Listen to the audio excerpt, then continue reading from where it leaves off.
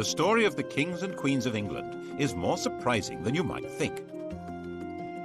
It's a fine drama, 1,000 years of tales of lust and betrayal, of heroism and cruelty, of mysteries, murders, tragedies, and triumphs. And it's also quite unlike the history of other countries' royalty. The thing about the kings and queens of England is that they're totally different from anywhere else, which probably explains why they're still in business when almost everywhere else they've either been given the chop or have stopped being regal. This programme looks at England's monarchs from the death of Queen Anne to the accession of Victoria. Well, Britain's monarchs, actually. And if you look at Europe at the start of this story in 1714, you'll see just what I mean. A European king is an absolute ruler. Louis XIV, Peter the Great, Philip V of Spain, Frederick William of Prussia, all men of unlimited power. It's not like that in Britain. Queen Anne has died. There are no Protestant Stuarts left. The Protestant line to the English throne now passes through James's granddaughter, Sophia, who had married a German prince with the title of Elector of Hanover, and then from her to her son George Louis, who's inherited that antiquated title. Into one quarter of the royal coat of arms pops the amazingly complicated device of a 54-year-old German princeling. And when he comes to England for his coronation, he knows perfectly well that he's not going to be anything like those other rulers. He will be almost powerless. So it really doesn't matter that he can't speak a word of English. At the opening of Parliament, King George stood in silence while his words were read by the Lord Chamberlain. The crown that had belonged to Normans, French Plantagenets, Welsh Tudors and Scottish Stuarts had now passed to the German Hanoverians. The new king's son, George Augustus, arrived from Herrenhausen to take his seat in the House of Lords as Duke of Rothesay, heir to the throne. Before leaving Germany, he proudly declared, "I had not a drop of blood in my veins which is not English." Rothesay, of course, is a Scottish dukedom. George Augustus did share one trait with his father's English subjects, a hearty dislike of King George, and for the same reason. 20 years before George became King of England, something very mysterious had happened to his wife's best friend, the dashing Count Königsmarck. His wife, Princess Sophia Dorothea, had come to detest her husband, who spent his time either engaged in endless European wars or enjoying his various mistresses. Königsmarck tried to help her escape from Hanover. He failed. The Count simply disappeared from the face of the earth, and the princess was banished and imprisoned. Her son, George Augustus, never forgave his father. In fact, father-son detestation would be the defining mark of the Hanoverian dynasty. They thrived on it. The English weren't too keen on that sort of behaviour either. They might have been more sympathetic if they'd approved of the two mistresses that George brought with him, but they called them the Maypole and the Elephant, and decided they were simply greedy Germans with their snouts in the trough. And there were Scottish noblemen who thought that with George lacking support in England, this might be an opportunity to hand the throne back to the Stuart family, and in particular to James II's son, living in France and known as the Pretender. The French thought this would be a great idea. Louis XIV's mistress, Madame de Maintenon, even presented him with a song to be sung on his accession. It had originally been written for Louis to celebrate his recovery from a surgical procedure on his bottom. She translated it for the man who should, she thought, be James VIII of Scotland, and, why not, James III of England. God save a gracious King, long live a noble King, God save the King. The song turned out to be a bigger hit than the man. The Jacobite Rising of 1715 was a complete flop, and after spending a couple of months wandering around the Highlands, James went home to France. George's throne was safe. He spent every winter in Hanover and left the government of England to his ministers. His own work was done by a new figure, the Prime Minister, a politician acting as a king's substitute. The first man to take on this role was Robert Walpole. Since Walpole didn't speak German, the pair of them communicated in schoolboy Latin. King George died a sudden death in 1727 while in Hanover, aged 67.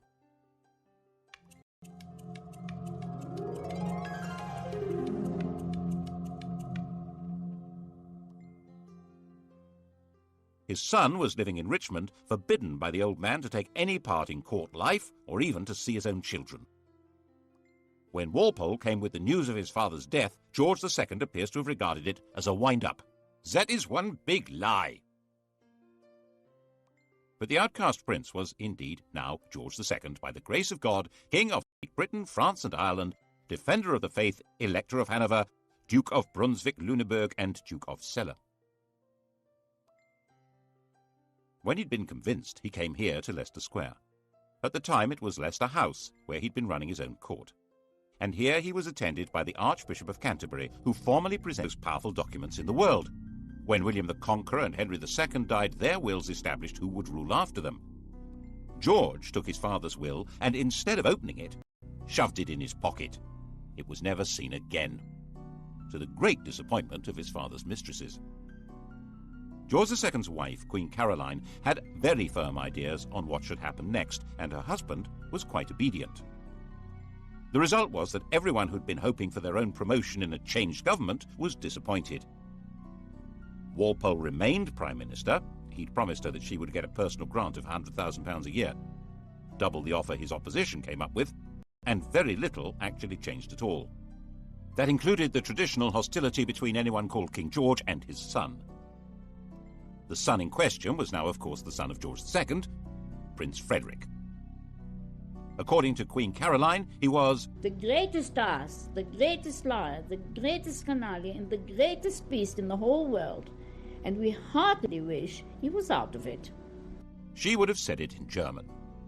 George agreed with the Queen and refused to allow Frederick to marry Princess Wilhelmina of Prussia on the entirely sensible grounds that I did not think that engrafting my half-witted coxcomb upon a mad woman would improve the breed. Prince Frederick's view of his father was, by contrast, quite balanced and objective. He's an obstinate, self-indulgent, miserly martinet with an insatiable sexual appetite. Obstinate? Yes. Self-indulgent? A fair point. Miserly? Well, he had slashed Frederick's allowance to make him less of a social rival. Martinet? Well, certainly a man of relentless and determined regular routine. And the sexual appetite? We assumed that as his right. For instance, he began seriously lusting after the beautiful young wife of the Count of Volmoden when he met her in Hanover in 1735, and he told the Queen that, "You must love the Volmoden, for she loves me." The popular view of the king was that he was a randy buffoon. He seems to have been flattered by the jokes about his sexual efforts. As his father had once done, Frederick ran his own alternative court, which was far more popular than the king's. King George II didn't like that. Mein Gott, popularity always makes me sick, but this makes me vomit. The pair of them even patronized rival operatic outfits. The king and his entourage went to see Handel at the Haymarket. Handel had written George's coronation anthems. His music was grand and glorious, altogether suitable for magnifying the greatness of a self-important royal personage.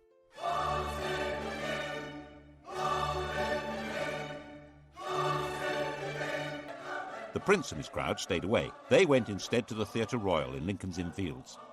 That was where opera was being transformed into popular musical theatre. The biggest hit was The Beggar's Opera, a vigorous tale of the criminal classes, which lots of people said was intended as a satire on the court and Walpole's government. When you censure the age, be cautious and sage, lest the courtiers offended should be.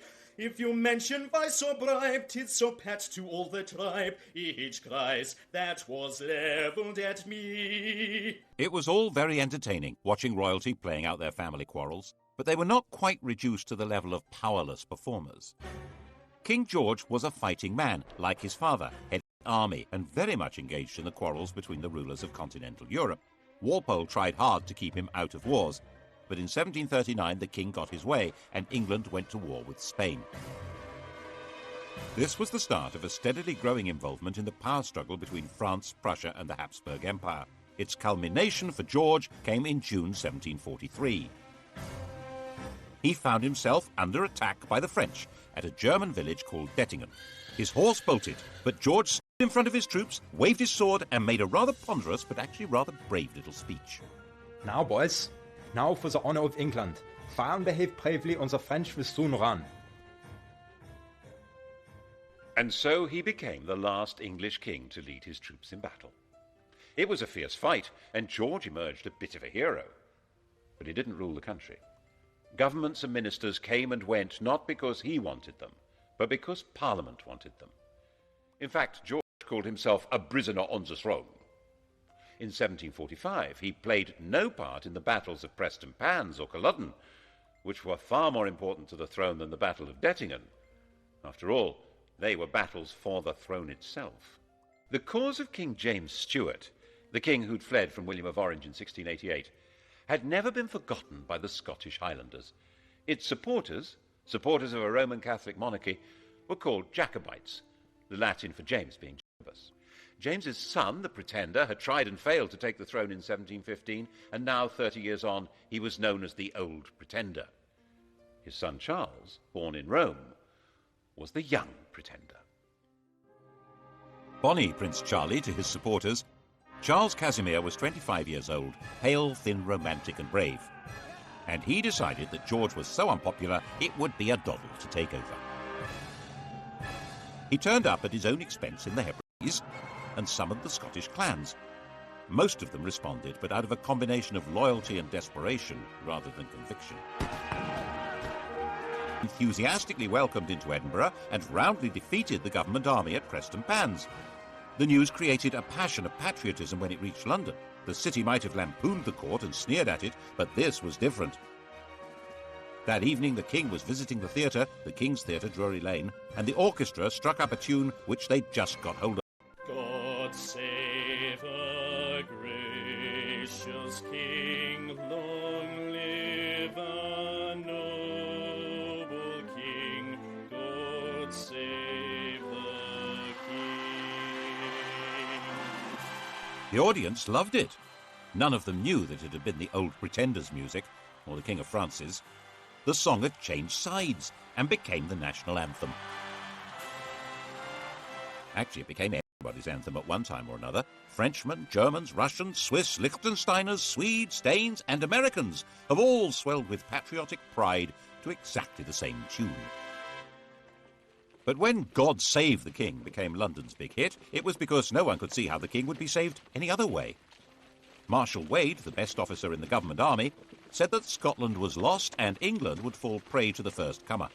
Lord, grant that Marshal Wade may by thy mighty aid victory bring.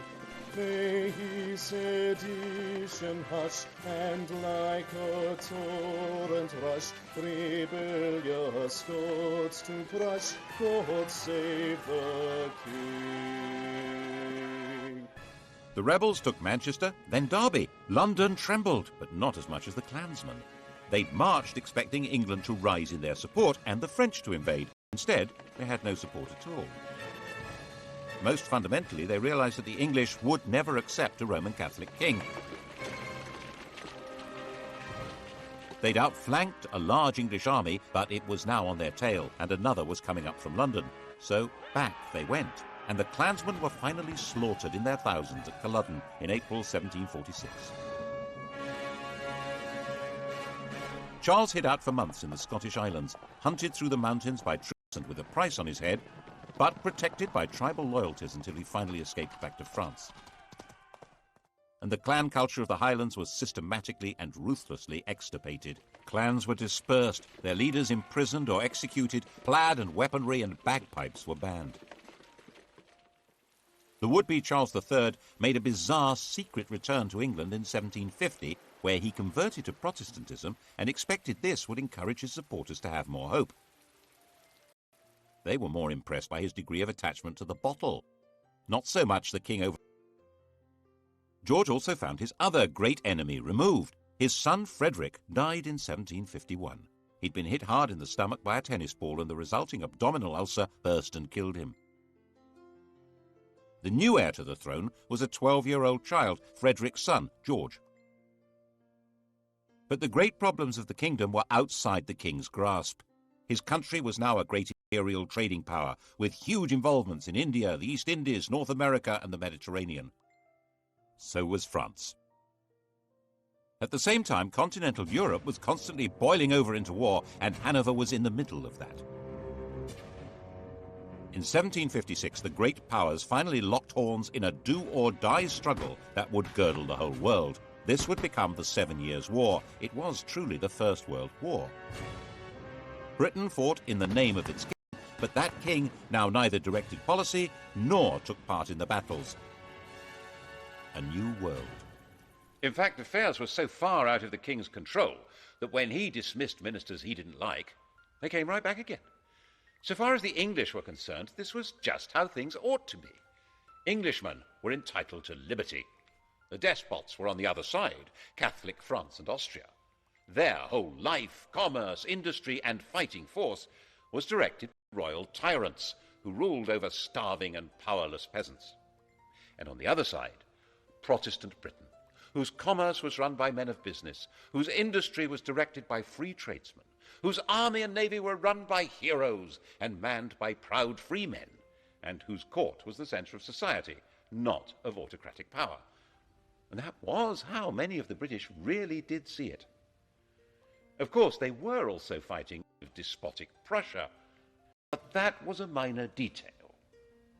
The general perception was that this was a war of free Britons against European despots.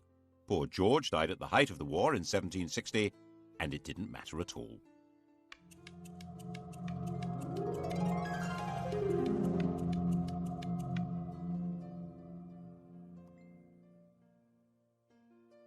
His grandson, now George III, was 22 years old. He had been brought up by his mother, a German princess, in her imitation of the very deferential court of Hanover. He learned the European idea of what a king should be, an enlightened despot whose power was absolute and was to be used for the benefit of mankind. This was, of course, very far from the English notion of kingship, in which the king was the leading figure in society, but whose power was entirely controlled by Parliament. He immediately set to work as a bossy, quick-speaking man. He read widely. He was fascinated by machinery and agriculture. He was a man delighted by the agricultural and industrial revolutions, and he was determined to restore the crown to what he saw as its proper position, a position abandoned, in his view, by Georges I and II. Unlike them, he'd been born in England and spoke good English, even if his grasp of grammar was ropey, and he had no old or young pretender to challenge him. At the opening of his first parliament, he declared, "Born and educated in this country, I glory in the name of Britain." Parliament was controlled by one party, the Whigs, effectively an oligarchy of rich men who ran the country by a system of bribery, patronage, and nepotism. George felt that it was his job to improve matters. And so began the most catastrophic reign since James II. If it hadn't been for George III's attempt to turn back the clock, the inhabitants of New York might still be using British passports, and the inhabitants of Los Angeles and Miami, Spanish ones. Now there's a thought. To break the power of the Whigs, he set about creating what was almost his own political party, a group of MPs known as the King's Friends. He took back the power of distributing positions and favours from the government and did it himself, so he soon built up a collection of political dependents. His first objective was to bring an end to the war. He didn't at all share the anti-French views of the Prime Minister, William Pitt. It took a lot of political manipulation, but in 1763, with Pitt removed from power, a peace treaty was signed. By this stage, the war had actually been won. Pitt's policies had resulted in Britain becoming the dominant colonial power in the world. Britain was more or less undisputed ruler of North America, India, the Caribbean, and much besides. And George took the credit, the glory, and tried to take control. At the end of the 7 Years' War, in 1763, the King of England ruled over more of the world than any man since Genghis Khan, an empire about 5 times larger than Rome. Of course, he wasn't in the position of an Asiatic tyrant, or even your common or garden European despot. His control would have to be through Parliament. His power was limited to choosing ministers, and even that wouldn't work if Parliament and the country wouldn't stomach them, as George kept finding out. His solution was to do all he could to increase his own influence in Parliament, in effect get stuck right into political intrigues. Since it was illegal to report parliamentary debates, people became very suspicious of what was going on. He spent huge sums on trying to influence elections and would even personally go out canvassing. On one occasion, for instance, bustling into a draper's shop, saying, "The Queen wants a gown," announcing who to vote for, and rushing out again. When things went wrong. When Parliament rejected a bill that would have helped the Spitalfields weavers, the weavers marched off to find the king at Wimbledon. Shades of the Peasants' Revolt. George listened to their complaints and persuaded them to go back home. But when they realized he wasn't going to help, they rioted, and he personally ordered out the troops. He said he would put himself at the head of the army or do anything else to save his country. He also had a hand in creating the notorious Stamp Act of 1765, which tried to make the English colonists in America pay a tax on paper.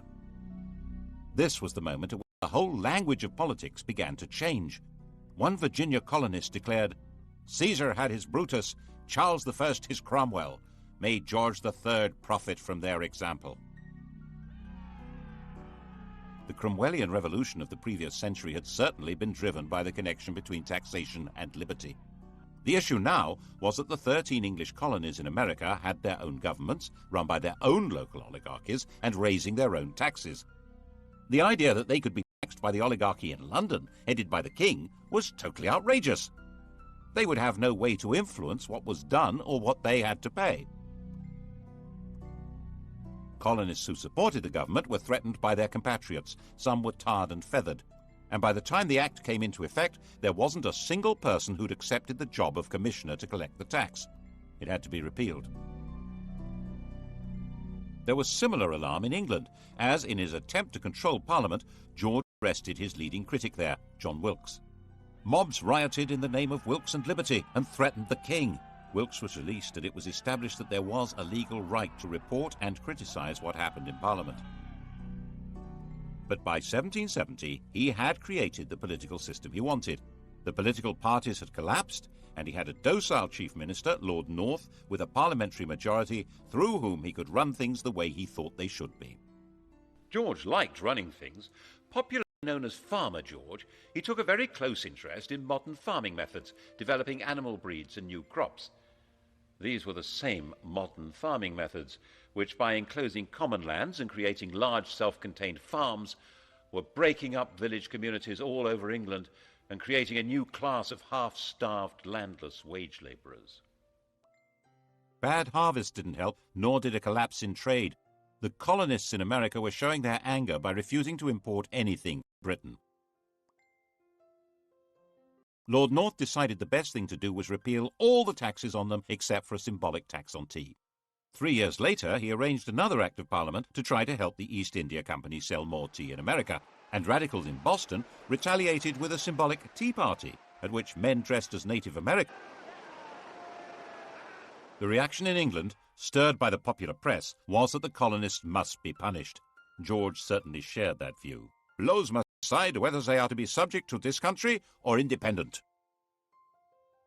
Misunderstanding the strength of feeling and of organization against them, the government tried to use too little force and triggered a full-scale rebellion. The rebel colonists proclaimed their independence in 1776, and with the backing of a large part of popular opinion in England, George was determined to fight them and crush them. The result, as many less warlike Englishmen had been warning, was disaster for England. Even Lord North wanted out, but George was in charge. The American Revolutionary War became a campaign not against unjust government or English rule, but against the very principle of monarchic government. George's determination to be active in government and place himself at the heart of politics created a new republican movement, a language in which to attack the rule of kings. The Peace of Versailles in 1783 forced Britain to recognize the United States of America. 6 years later, our host at Versailles, Louis XVI of France, was himself called on by a revolutionary crowd who carried him off and set up their own republic. The process of destroying monarchy was underway. Did George understand what he'd done? He certainly fretted about the American disaster, and perhaps it was his own sense of failure that made him display signs of mental disturbance in 1788, talking incessantly and behaving oddly. His doctor thought making him bleed would help. When that failed, the Prince of Wales took over the treatment. The Prince of Wales was 26 years old, a dashing if rather fat man about town, and in the grand tradition of their Hanoverian ancestors, King George and his son hated each other. The prince lived in the house bought for his mother, the Duke of Buckingham's magnificent home near St James's Park. It was still called Buckingham House. He liked it so much he eventually built a rather dull palace around it. When he came of age, he'd set up his home in Clarence House, taken his seat in the House of Lords, and set about being a thorn in Daddy's flesh, partly by opposing his father's ministers and partly by his wildly extravagant social life, in the course of which he secretly married a glamorous widow, Mrs. Fitzherbert, after a passionate wooing process that included theatrically stabbing himself to safely produce as much blood as possible. The marriage was illegal. He wasn't allowed to wed without the king's consent. It was also significant that the lady was a Roman Catholic. In 1780, anti-Catholic rioters stirred up by Lord George Gordon had taken over London for a week. Eventually dispersed by troops on the king's orders, the Gordon Lord George. Prinny, as his friends called him, spent his time in gambling clubs, in the company of dandies like Beau Brummel, and put much energy into building the bizarre and spectacular pavilion in Brighton. That's where he was when he heard that the king was mentally ill, and he hurried off to Windsor to take over. 28 years old, he was going to be regent. When the king saw his son, he physically attacked him. He threw Prinny against a wall. The poor boy burst into tears. There was then a huge political battle over what powers the regent would be allowed to have. His own bunch of politicians led by Fox on one side and the king's led by Pitt on the other. Fox's supporters saw Pitt as a sort of fungus with as many arms as an octopus, growing on and taking over the royal dunghill. And the Prince of Wales brought in his own physician to treat the king or torture him. The royal physicians blistered the king's forehead to draw the poison out of his brain, forced him to take useless drugs, ordering servants to sit on the king when he resisted, and refused to let him have a fire in his room during the terribly cold winter. All this when the country was anticipating French invasion and radical revolution, and volunteer regiments were being formed as a desperate line of defense. Very desperate. Finally, new physicians were brought in who gave the king gentler treatment, and he recovered. In 1801, before the arguments over how the regency would function had been resolved, the king was back in charge. But not in the way he had been.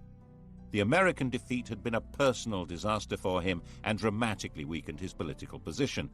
In an effort to reassert it, he'd installed a 24-year-old as Prime Minister and Chancellor of the Exchequer, thinking that here at least was a politician he could control. But William Pitt's son, Pitt the Younger, was shrewd, capable, and fully understood that George depended on him, so he held all the cards. And it was Pitt who had to decide how to deal with the spread of revolutionary Republican ideas from America and France into England. The same ideas that had been voiced in America about no taxation without representation were being heard in England, where huge new manufacturing towns had grown up, which had no member of Parliament. 3 years after the French Revolution, political reform societies called corresponding societies were founded in England. Riots were breaking out in the Midlands, in East Anglia, in Scotland. Attempts were made to kill the king. He was booed and stoned in London. And the French legislature passed a fraternal decree offering aid to all peoples seeking to throw off the chains of tyranny. Once war began with revolutionary France, political radicalism was plainly treason, wasn't it? The government decided on a policy of definitely without trial. The government charged people with treason for organizing public meetings calling for political reform. When they were acquitted, acts were passed which extended the definition of treason to include speaking or writing or bringing the king or his government into contempt. To back it up, a system of internal spying, an agent provocateur, was instituted. Postmasters were given the job of reporting to the Home Office anything suspicious that they heard or that went through the mail. Public meetings needed special licenses. When William Blake, the artist, found a soldier in his garden, he drove him out, shouting, "Damn the king and damn all his soldiers, they're all his slaves." Bad idea. He was put on trial for sedition. The king himself was actually quite popular. He was generally seen as a kind-hearted, slightly bufferish sort of a person, but he was still ultimately in charge of what was going on. And when even Pitt insisted that Catholics would have to be allowed the same rights as Protestants and permitted to stand for Parliament, George forced him to resign. The issue had come to the fore because of Ireland. If England had some potential revolutionaries, how many more had Ireland, a land where an oppressed Catholic majority were ruled by imported Protestant colonists, and an ideal staging post for a French invasion? In 1801, Ireland was incorporated into Great Britain, creating the United Kingdom. It was an attempt to make Ireland more secure. The fact that at the same time the king formally abdicated his meaningless title of King of France shows exactly where the threat was coming from. But if Ireland was to be truly united with England, there would have to be Catholic emancipation. And King George wouldn't have it. Whatever might have happened could not have been worse than what did. Ireland still bleeds now. The shadow of George III lies over the history of the world more darkly than most people realize. As with the American disaster, it seems as though one part of his mind was determined to make him feel the full weight of his responsibility, and once more his mental state degenerated. He made a slow recovery, enough to sack his ministers in 1805 when they tried to lift the restrictions on Catholics becoming military officers. But he was becoming blind and infirm, and in 1810 his mind finally collapsed. No one's quite sure what was wrong with him, but a strain of hereditary insanity had run through the royal family ever since Henry V's marriage to Catherine de Valois. Blind and deaf, suffering from abdominal pains and dementia, his body lived on, but his reign was over. Prinny took over at last.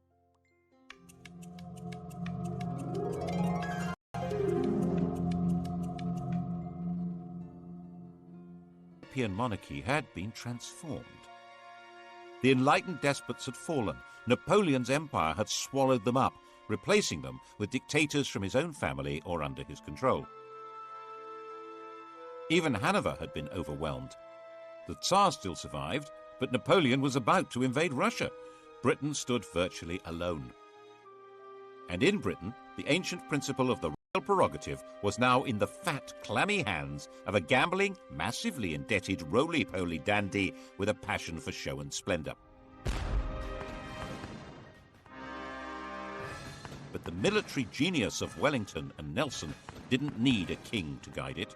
So under his uninspiring, even ridiculous leadership, Napoleon was defeated and the decrowned heads of Europe were brushed down and put back on their thrones.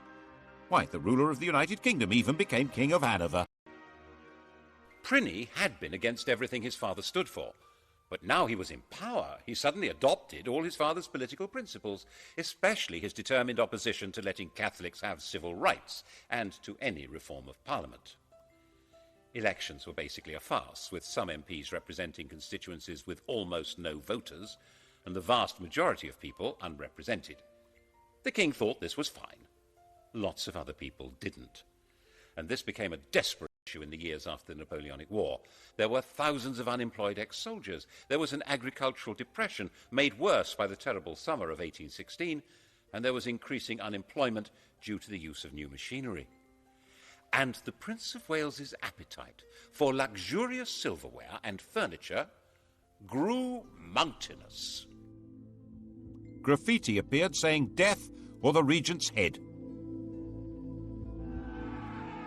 At the end of 1816, there was a full-scale riot in London aimed at setting up a radical government. The next month, the Prince Regent's carriage was mobbed on his way to open Parliament. The grim apparatus of repression was revived. The death penalty was restored for unlicensed public meetings. Printers of seditious material were to be seized. There was plenty of seditious material. The Prince Regent was a laughingstock. The flood of caricatures and satires was unstoppable. Extravagance was spectacular. A few years earlier, the government had agreed to clear his huge debts on condition that he made a legal marriage. The victim selected was his cousin Caroline of Brunswick, a charming, friendly and unassuming young lady who was also a bit of an exhibitionist. He spent the wedding night drunk. After 9 months to the day, Caroline gave birth to a daughter, but by then her husband had long abandoned her. He devoted himself to the pursuit of motherly mistresses and treated Caroline with a and the Brighton Pavilion made that declaration loud and clear. George III finally died in 1820, having notionally reigned for 60 years, the longest reign until Victoria. And he was 81, the longest life of any British ruler so far.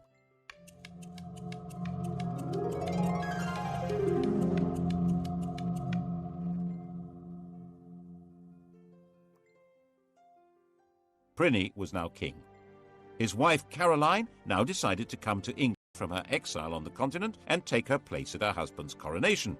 An immediate attempt was made to pass an Act of Parliament divorcing the royal couple, but it was dangerously unpopular and had to be abandoned. She turned up for the coronation at Westminster Abbey, but the door was closed in her face. The coronation, fabulously expensive, was performed in complete privacy. She went away broken-hearted and died less than 3 weeks later. Her body was to be returned to Brunswick for burial. The king, nervous of a riot, insisted that the coffin should not be transported through the city of London, but it was seized by Londoners, who staged their own funeral procession with it and were gunned down by the house guards at Hyde Park Corner. Afraid of being attacked and afraid of being laughed at because of his great swollen body, from 1823 King George IV avoided being seen in public. He even built a tunnel to allow him to get from his rooms in Brighton Pavilion to the riding school in private. And of course it was said ever since that it connected to his mistress's house.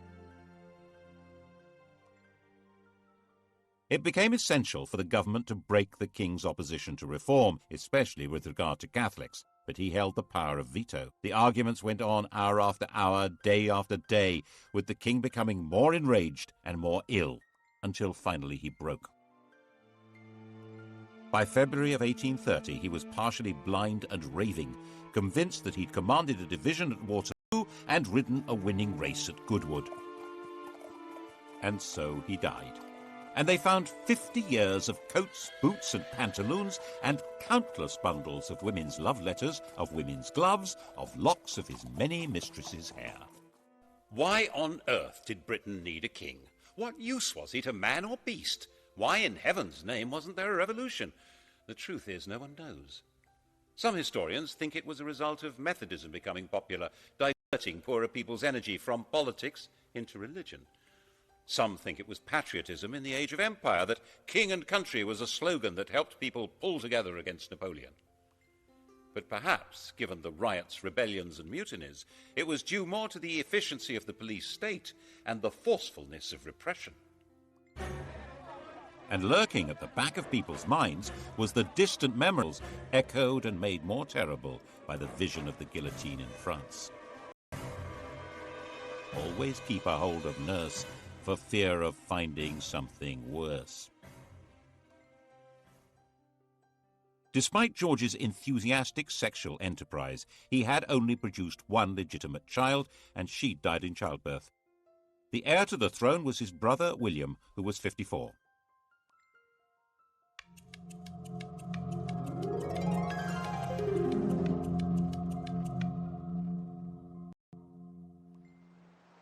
He had been sent into the Navy as a young man, where he developed into a severe disciplinarian and a stickler for etiquette. After he left, he took an actress, Mrs. Jordan, as his mistress, had lots of illegitimate children, and was given to making tactless speeches with not much intelligence.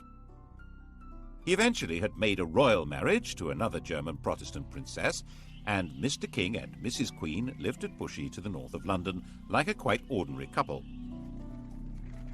Insisted that his coronation should only cost 1/10 of his brother's, and he was known to give people a lift in his carriage. All this made him rather popular, but when it came to parliamentary reform, he turned out to be as resistant as any other Hanoverian king. By now the popular pressure for changing the voting system into something more representative was virtually irresistible, giving more men the vote, having MPs for the new towns and secret ballots. This would give the Commons more power, so the House of Lords was resisting it, and William sided with them. By 1832, there seemed a real possibility of civil war or revolution. It's possible that if the royal family were part of the aristocracy, as in every other country with a king, that would have happened. But the king and queen had their family roots in Germany, and there was no natural alliance between them and the great aristocratic families. William was weak and was forcefully persuaded to give way, and Britain was started on the road to democracy. After the Reform Bill of 1832, with no more rotten boroughs and greatly reduced scope for electoral corruption, it was no longer possible for the king to play politics inside Parliament to the same extent.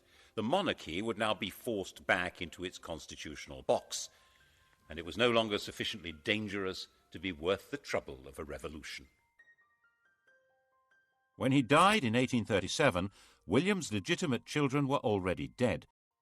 The heir to the throne was the daughter of his brother Edward, a young girl of 18. She would make a demure and pretty little queen who could leave the business of running England to the professionals. Couldn't she?